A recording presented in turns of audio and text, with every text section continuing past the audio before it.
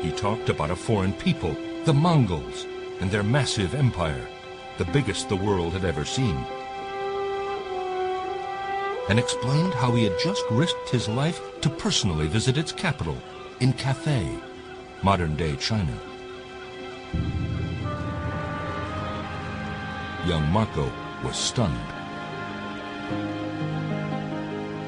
China, in the 13th century to a Venetian, is probably the most foreign place that there is. Maybe like the South Pole is to us today. That you can go, but it's a huge journey. Not many people go.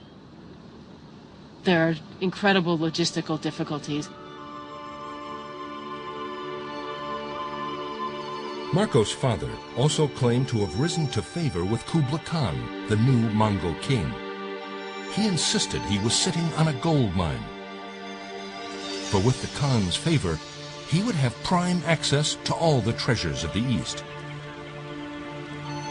If the Polos could make it to China and back again, they'd be able to re-establish overland trade links between two very wealthy civilizations.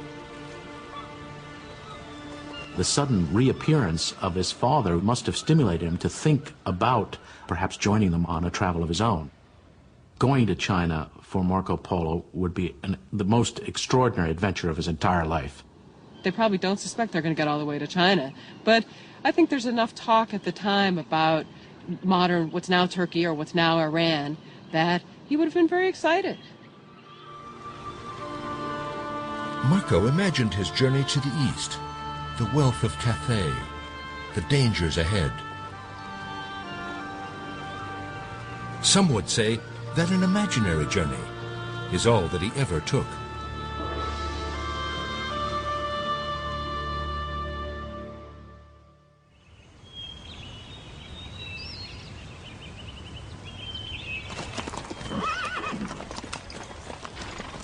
According to his story, Marco Polo set off for China in 1271 AD. A merchant in search of the world's wealthiest market. His 5,000-mile overland journey took him through Tabriz, Baghdad, Hormuz, the great bazaars of the Middle East, where the trading energy of the old Silk Road is still alive. Marco was encouraged by what he saw. Traveling merchants can make very good money, for there is much gold and silk cloth of great value.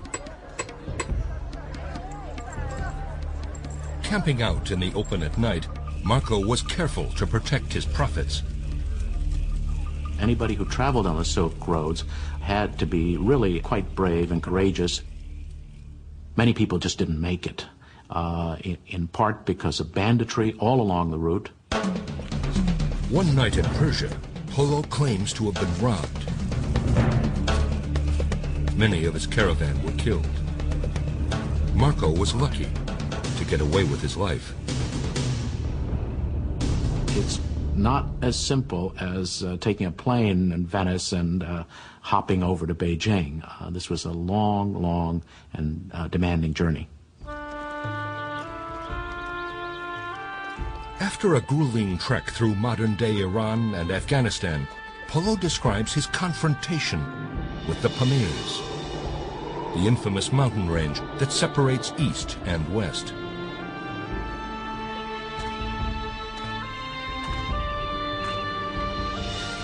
"4,000 meters above sea level, altitude and frostbite were the least of Polo's problems.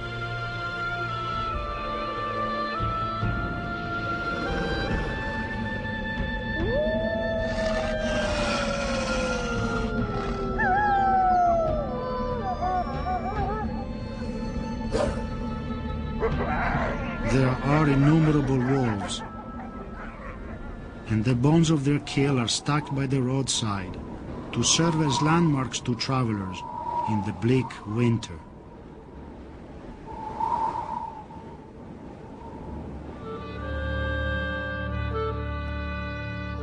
Polo sought refuge in local villages.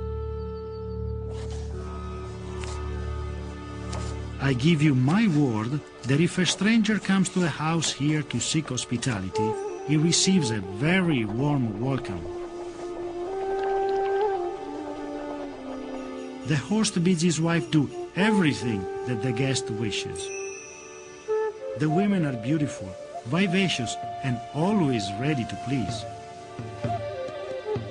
Marco Polo's description of these enticing beauties of the East, of their being so subservient, fits in with a pattern that has continued throughout the ages of Eastern women having some sort of exotic and erotic appeal. There's an attempt to make the East more exotic than it really is.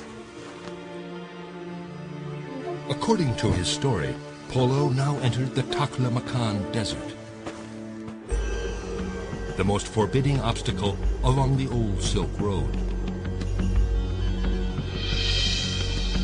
With 1,000-foot-high dunes and swirling sandstorms, the Taklamakan is 600 miles of hell. The Chinese call it the Desert of Death. The temperature of the desert is formidable. In the summer, the temperature can reach up to 130 degrees Fahrenheit. There's no water in the desert. There's no wells. So you're walking through a sea of sand, and it's very difficult to think that you might come out the other end.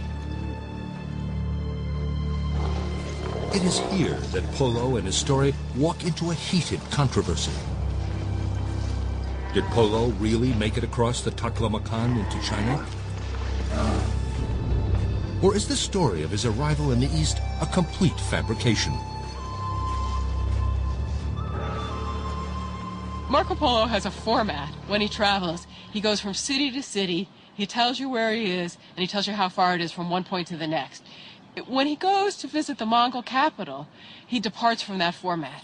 He no longer tells you the cities in between where he is in North China and what's at the Mongol capital. So the effect when you're reading it is very abrupt.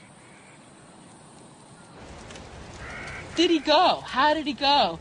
What cities are in between? And the only conclusion I can draw is he didn't go, that somebody told him about it and he just adds it in. This was a custom of travel writing during that time. You'd hear something and you'd claim that you actually had been and had actually witnessed the events that somebody else told you about. This has been taken by some scholars to mean that he probably didn't travel all the way to China. That is taking things a little too far. Marco Polo wrote about his travels while he was in prison. That obviously is going to affect the way he presents his information. He's in a difficult time in his life, and he wants to attract an audience, so he's going to emphasize the strangest and the most interesting rather than the ordinary elements of his travels. From his squalid cell in Italy, Marco wrote about the luxurious court of Kublai Khan, the Mongol king, which he supposedly reached in 1275.